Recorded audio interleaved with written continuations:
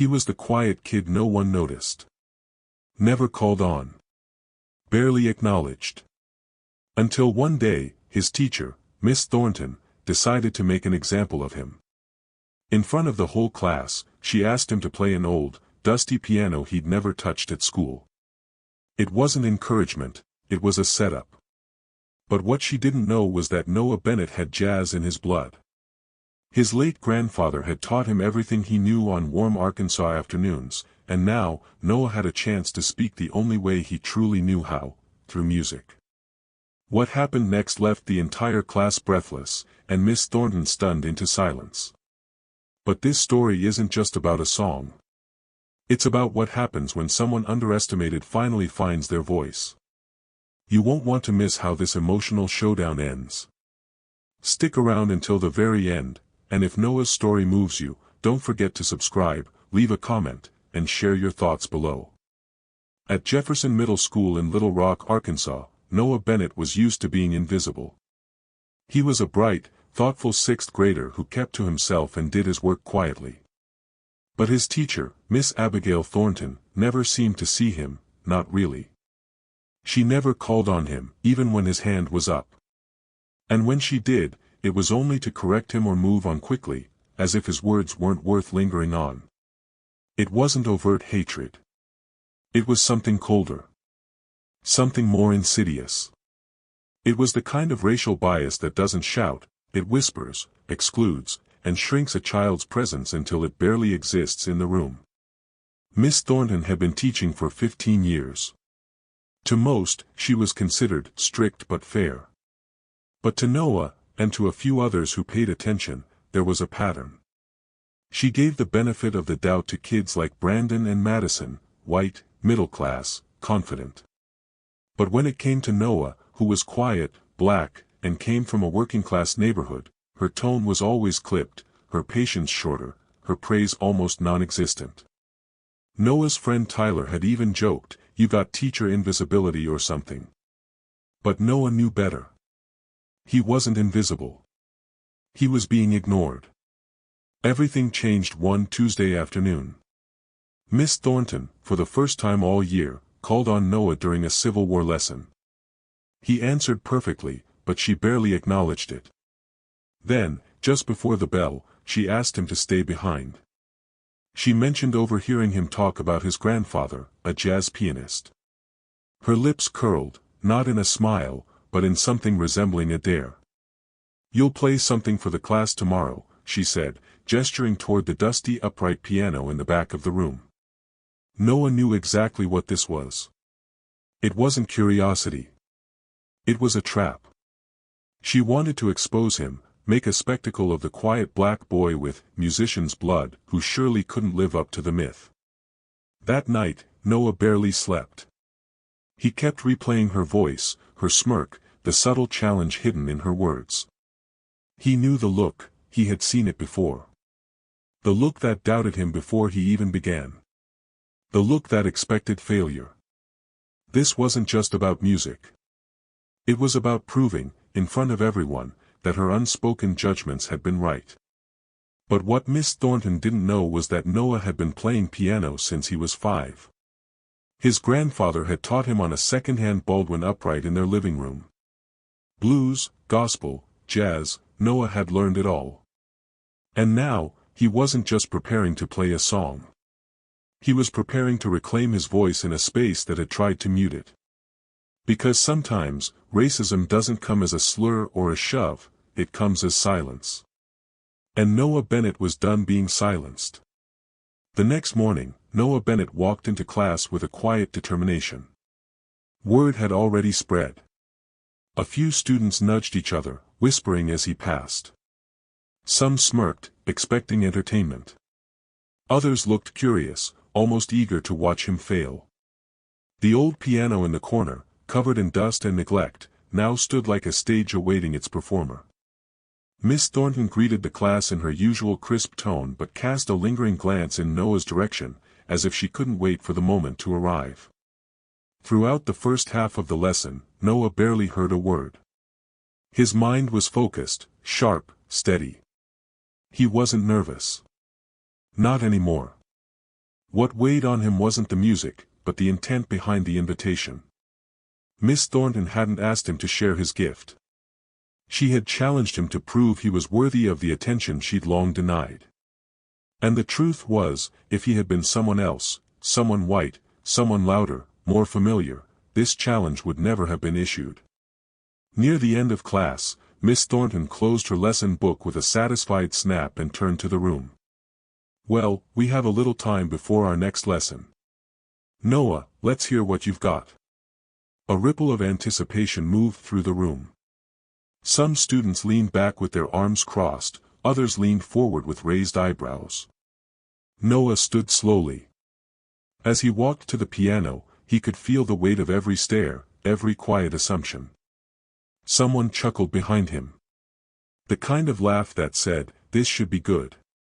He sat down on the worn bench, ran his fingers across the chipped keys, and let his breath steady. The instrument was out of tune. The room too quiet. The atmosphere tense, charged with expectations not of excellence, but of failure. It was a moment built on bias. But Noah didn't flinch. His hands found the starting notes, smooth, warm, familiar, and the classroom changed. He played a blues progression his grandfather had taught him, one with a deep, soulful rhythm and layered emotion. As his fingers moved across the keyboard with grace and precision, something shifted. The snickering stopped. The posture of his classmates changed. Even Miss Thornton, so often composed and unreadable, looked unsettled. She hadn't expected this. Not this level of talent. Not this depth of feeling. She had expected hesitation, maybe a few fumbling notes, something that affirmed the invisible script she had already written for him. But Noah wasn't playing for her approval. He was playing for his grandfather. For himself. For every student who had been sidelined because of their skin color or zip code. Every note was defiance wrapped in melody, every chord a quiet protest against the way he had been underestimated.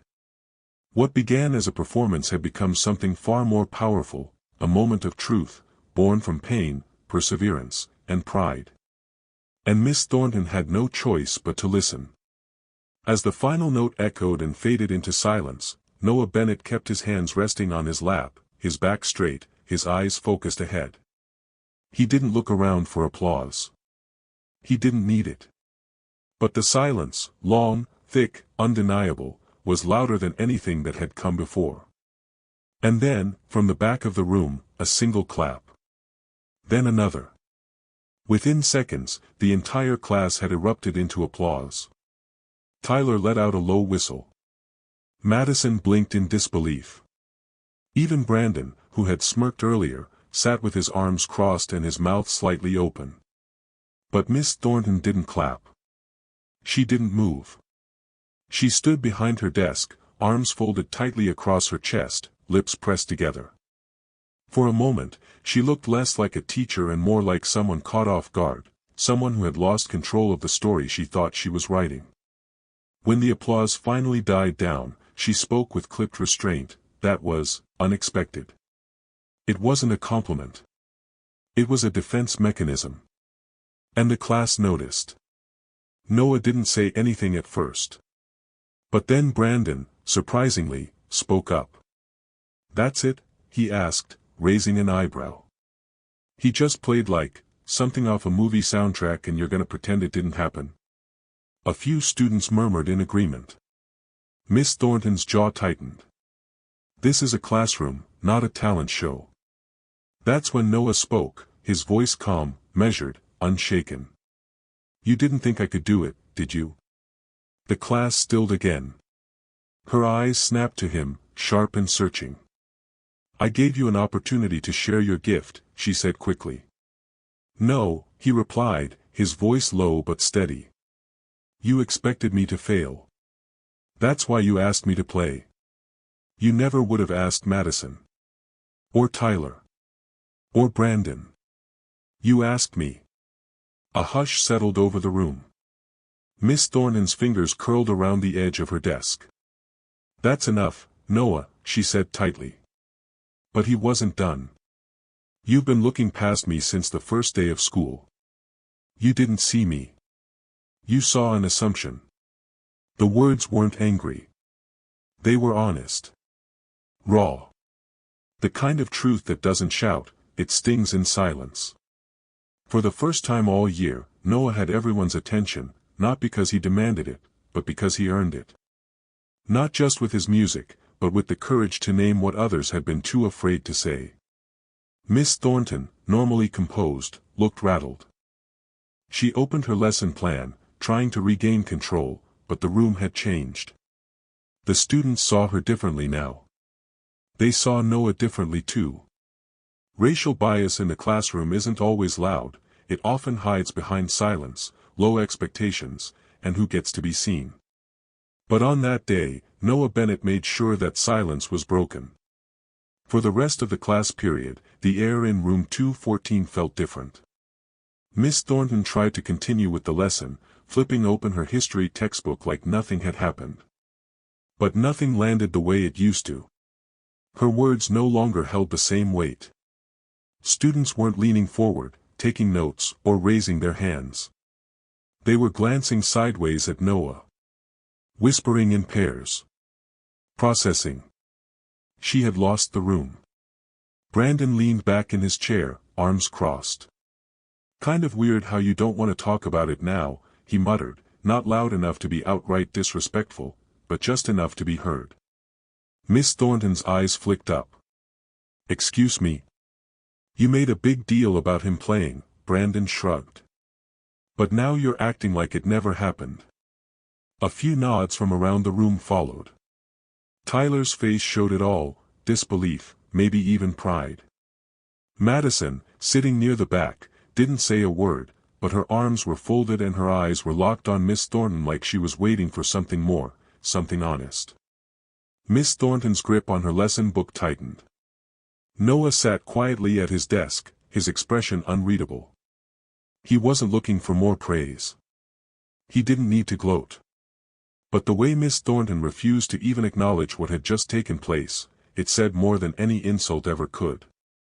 Her silence was louder than applause.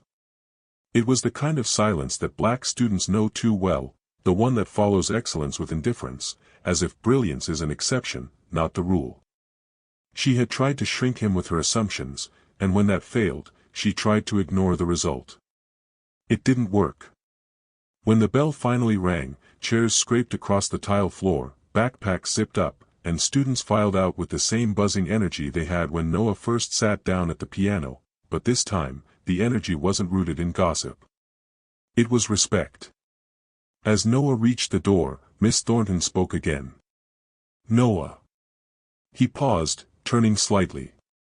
Her eyes searched his face, like she was trying to find the right words, but whatever she wanted to say, she didn't.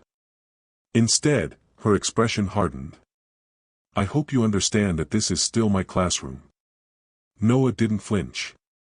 He met her eyes with the same calm dignity he'd carried all morning. I know, he said. And that was it. Out in the hallway, Tyler caught up to him. Dude, he said, eyes wide. You just flipped the whole class upside down.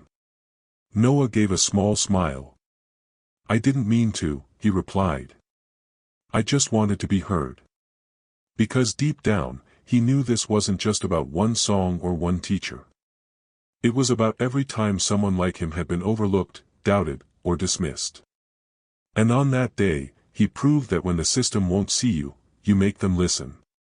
Noah walked home that afternoon beneath the soft golden haze of the Arkansas sun, his backpack slung over one shoulder. West Markham Street was quiet, except for the rustling of leaves and the occasional bark from a backyard dog. For the first time in a long while, he felt lighter, like something invisible had been lifted from his shoulders. The walk home, usually routine, felt different now. It wasn't just the end of a school day. It was the beginning of something else. At the corner store, Mr. Henson, the elderly black man who'd run the place for decades, stood behind the counter sipping from a styrofoam cup. When Noah walked in to grab a bottle of water, Mr. Henson gave him a look, not questioning, but knowing. You look like a young man who just did something important, he said. Noah hesitated for a second, then smiled. Maybe I did. By the time he reached his front porch, the smell of fried catfish and warm cornbread filled the air. His mother was in the kitchen, humming to herself as she flipped a fillet in the cast-iron skillet. Noah dropped his backpack by the door and sat down at the kitchen table. His mother looked over her shoulder. "You're home late," she said, but her voice wasn't stern, just curious. "Had a long day," he replied. She turned off the burner and wiped her hands on a towel before sitting across from him.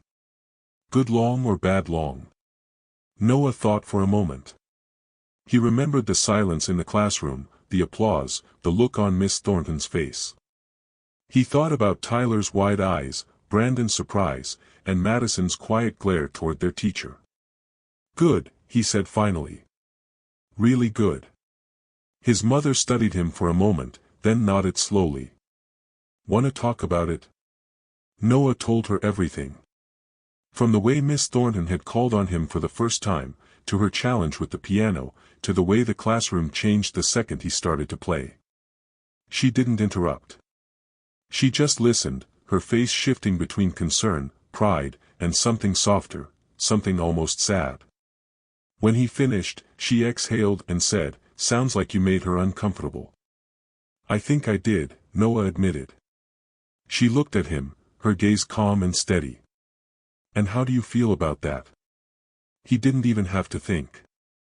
Like it was supposed to happen. She smiled, reached across the table, and squeezed his hand. Good.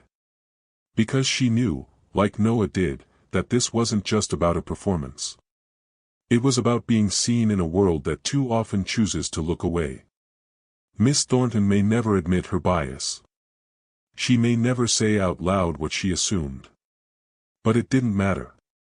Because from now on, Noah Bennett would never be invisible again. The next day, Jefferson Middle felt different. The halls were still noisy, the lockers still clanged shut, but Noah Bennett's world had shifted. He walked to class like he always did, quiet, calm, backpack snug against his shoulder, but now, heads turned. Not in mockery or pity, but in quiet recognition. The boy they'd once looked past had become unforgettable. Inside room 214, Miss Thornton stood at the front, organizing her materials with her usual precision.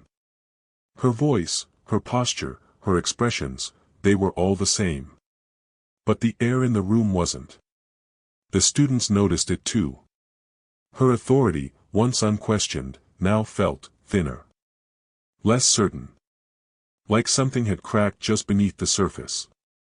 She opened the lesson like always, but the students weren't just watching her, they were watching Noah. He didn't raise his hand. He didn't need to. Just by being there, he reminded them of what had happened. Of the music.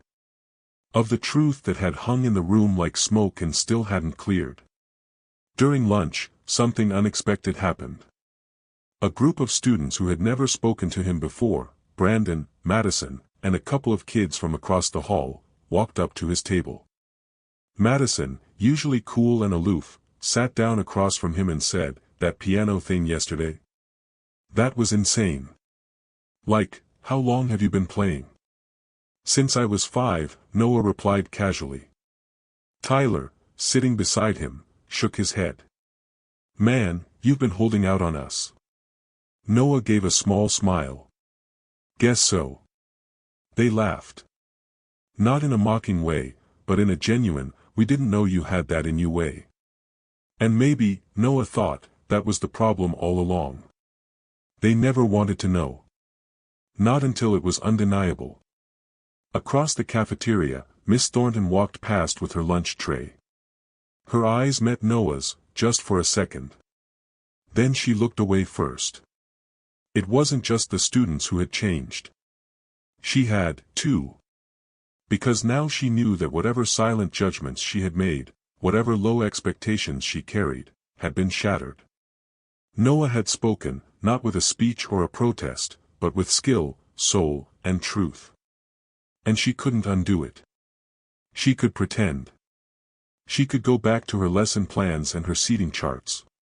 But the room remembered. The students remembered. She remembered. And so did Noah. He wasn't angry. He didn't need revenge. He had already won. Because the moment she looked away, she admitted, without a word, that she had been wrong. And in a system where black boys are too often silenced, doubted, or pushed to the margins, that kind of quiet acknowledgement was a victory all its own. Over the following days, things at Jefferson Middle didn't drastically change, but something had shifted. Miss Thornton still ran her class with the same structure. She still called on the usual students. She still never directly mentioned what had happened that day at the piano. But the students hadn't forgotten. And neither had Noah. Now, when Noah walked through the halls, people nodded. Some said, "Hey." Others offered him a smile or a glance of recognition. It wasn't fame. It wasn't about popularity. It was about presence. He was no longer the invisible boy sitting by the window. He was someone they saw now, really saw. And that kind of visibility meant something. In class, Miss Thornton avoided eye contact more often than she used to. Not in fear, but in discomfort. She hadn't expected to be challenged. Not by Noah. Not like that. And the truth was, she still hadn't figured out what to do with it. Her silence spoke volumes. But Noah didn't need her approval anymore. He had learned something far more important, that the system may try to reduce you, to shrink you down to their assumptions, to silence you in subtle and polite ways, but your gift, your voice, your truth, when fully expressed, can cut through it all. That Friday, during free time, Tyler leaned across the lunch table. "So," he asked, "you gonna play again?" Noah didn't answer right away. He thought about the feel of the piano keys beneath his fingers. About the music that had flowed through him, not for attention, but because it needed to be heard. "Yeah," he said finally. "I think I will." Because for Noah, that performance wasn't the end of something. It was the beginning. A moment that broke through the quiet racism that had been allowed to exist unchallenged in that classroom for too long. It wasn't about Miss Thornton anymore. It was about every kid like Noah who sat in the back of the room, hand raised, heart full, waiting to be called on, but never chosen. It was about every quiet black student who had ever been doubted, dismissed, or reduced to a stereotype. Noah's performance had cracked the surface, and even if no one said it out loud, the cracks were still there. Later that weekend, Noah sat at his grandfather's old piano at home, the one with the warm tones and scratched wood, and played. Not for applause. Not for Miss Thornton. But for the boy he used to be, the one who once believed that silence meant powerlessness. Now he knew better. Because the truth is, when someone tries to erase you with silence, the most powerful thing you can do, is make them listen. Sometimes, the most dangerous kind of prejudice isn't loud, it's quiet. It shows up as low expectations, as silence when someone succeeds, or as a smile that hides disbelief. But what Noah taught us is this: when the world tries to overlook you, the most powerful response isn't anger, it's excellence. Whether you're young or old, your voice, your story, your talent deserves to be seen and heard. You don't have to shout to make an impact. Sometimes, showing up with quiet strength and doing what you do best is the loudest message of all. If this story touched you, reminded you of someone you know, or even something you've been through, take a moment to leave a comment below. I'd love to hear your story. And if you believe more people need to hear stories like this, go ahead and subscribe to the channel and like this video. Together, we're keeping these hidden gems alive.